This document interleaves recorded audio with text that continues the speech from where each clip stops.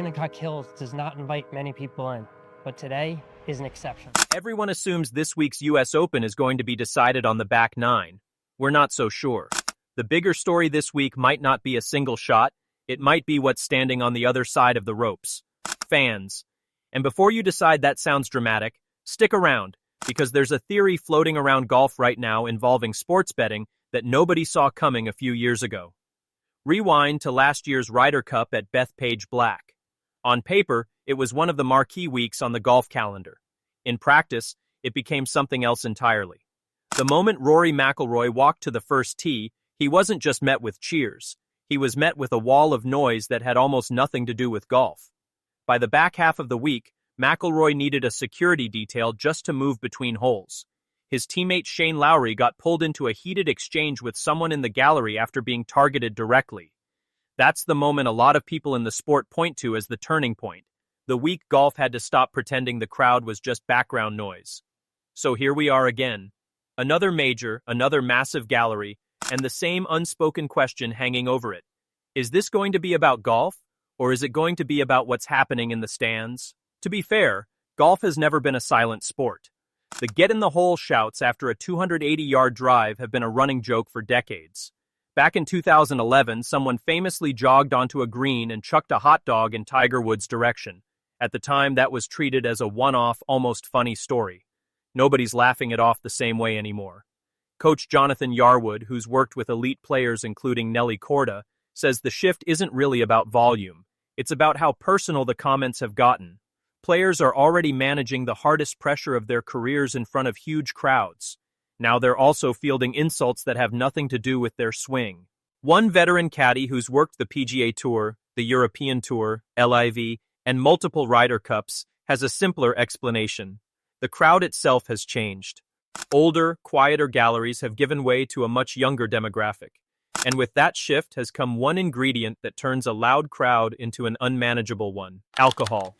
Drinks start early, the day stretches on, and by mid-afternoon you've got bigger crowds, louder reactions, and judgment that's noticeably gone. Nowhere proves that faster than the Waste Management Phoenix Open's 16th hole.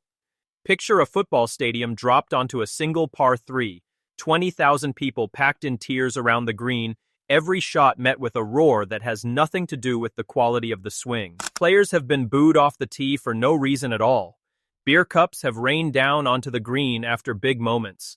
It's gotten loud enough, often enough, that organizers have actually shut off alcohol sales mid-round just to keep the hole from boiling over. Yarwood says what he saw there in person was enough to make him question whether golf can keep that party energy without eventually losing something it can't get back. Now put that next to Augusta National during the Masters. Same sport, same intensity, completely different atmosphere, and it's not an accident. Step out of line at Augusta and you're not getting a warning. You're getting walked off the property, sometimes for life. No second chances, no exceptions, no viral moment worth the risk. Former world number 1, Nick Price, thinks every tour should be run that way. If a fan is abusive or disruptive, they're gone. Full stop. 2 tournaments, 2 completely different sets of rules. And one of them clearly isn't having this problem. So why doesn't every event just copy Augusta? Because there's a second force working against control, and it's not alcohol, it's phones. For a growing slice of every gallery, the goal isn't watching the round anymore, it's capturing the moment, the reaction shot, the clip that gets traction online. And once disruptive behavior starts generating views instead of consequences, more people start performing for the camera instead of showing up to watch golf at all. And then there's the part of this story almost nobody wants to say out loud. Price didn't stop at fan behavior.